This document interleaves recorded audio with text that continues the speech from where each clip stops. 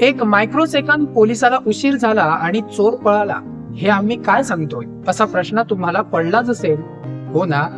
हो, खरंच आम्ही खरंच सांगतोय. 1 किंबहुना 2 सेकंद पोलीस उशिरा पोहोचला आणि चोर निसटला.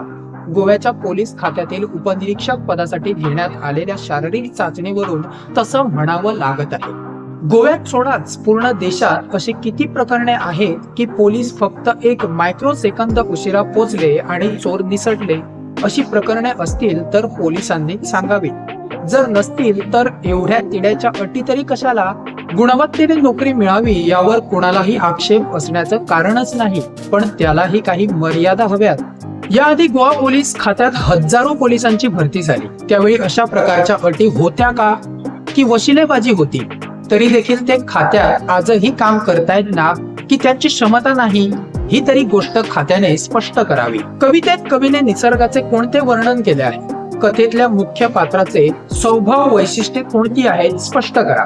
पाठातून तुम्हाला कोणता सामाजिक संदेश मिळतो? उदाहरण लिहा.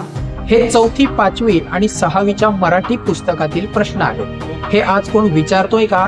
नाही. तरी देखील अभ्यास झाला नाही की परीक्षेच्या आदल्या दिवशी देवा मला जादूची कांडी मिळू दे आणि परीक्षा पास होऊ दे, अशी मागणी तुम्ही आम्ही सगळ्यांनीच केली असेल. ही जादूची कांडी त्यावेळी मिळून त्या परीक्षेत पास होऊन तरी काय केलं आम्ही? पण 2022 साली गोवा पोलीस खात्यात झालेल्या नोकर भरतीत काहींना ही जादूची कांडी सापडली आणि नशीब अजरामर झालं.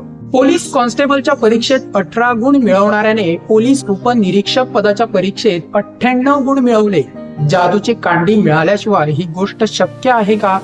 आयुष्यात वर्गात सगळ्या परीक्षा नापास होणारा शेवटच्या परीक्षेत पहिला आला, असं कधी झालं आहे का? असो, आता मुद्द्यावर येतो. गोवा कर्मचारी निवडणूक आयोगाने जाहिरात केलेल्या 187 पोलीस उपनिरीक्षक पदांच्या भरतीची शारीरिक चाचणी झाली. या चाचणीत 570 महिला उमेदवारांपैकी फक्त 14 उमेदवारांनी ही अग्नी परीक्षा पार केली. इतर मात्र या अग्नीत होरपळत आहेत. जवळपास 2200हून अधिक पुरुष या चाचणीला सामोरे गेले होते, पण फक्त जवळपास 400 जण उत्तीर्ण झाले. लहानपणी खेळायला गेल्यावर आई वडिलांकडून खाल्लेल्या माराची जणू परतफेडच झाली. अनेक जणांनी आयुष्याचा विचार करून रात्रंदिवस सराव केला, तरीही या परीक्षेत बाजी मारण्यासाठी त्यांना यश मिळालं नाही. याचं कारण म्हणजे पहिल्यांदाच पोलिसांनी RFID चिपच्या आधारे ही शारीरिक चाचणी घेतली आणि अनेक जण फक्त मायक्रो सेकंदाच्या फरकाने बाहेर झाले. सुरुवात मॅन्युअल आणि स्टॉप ऑटोमॅटिक केल्यामुळे हा गोंधळ झाला. गुणवत्तेशी तडजोड व्हावी अशी कुणाचीही अपेक्षा असूच शकत नाही, पण ही गुणवत्ता फक्त वेळ प्रसंगाप्रमाणे नसावी, हेही तेवढंच खरं आहे. वर्ष 2013 मध्ये पोलीस खात्याकडून एक गॅजेट प्रसिद्ध करण्यात आलं होतं. त्यामध्ये पोलीस भरतीचे नियम निश्चित करण्यात आले होते. त्यानुसार महिला उमेदवारांसाठी 100 मीटर रन 16.5 सेकंद आणि 200 मीटर रन 36 सेकंद अशा अटी घालण्यात आल्या होत्या. मात्र त्यानंतर 2021 साली झालेल्या उपनिरीक्षक पदाच्या भरतीवेळी या अटी शिथिल करण्यात आल्या आणि 100 मीटर 19 सेकंद व 400 मीटर रन 1.50 सेकंद असा वेळ देण्यात आला होता. त्यामुळे अनेक महिला उमेदवारांना सराव करून परीक्षा पास करण्यात यश आलं होतं. मग आताच खात्याला गुणवत्तेची आठवण कशी काय झाली? की वशिलेबाजी संपली की अटी कठोर? या अन्यायाविरुद्ध आवाज उठवण्याचा महिला उमेदवारांनी प्रयत्न केला, पण त्यांना अजून यश आलेलं नाही. मुख्यमंत्र्यांपर्यंत हा विषय पोहोचवला, पण त्यांनीही नव्या नोकर भरतीचे गाजर दाखवून वेळ मारून नेली.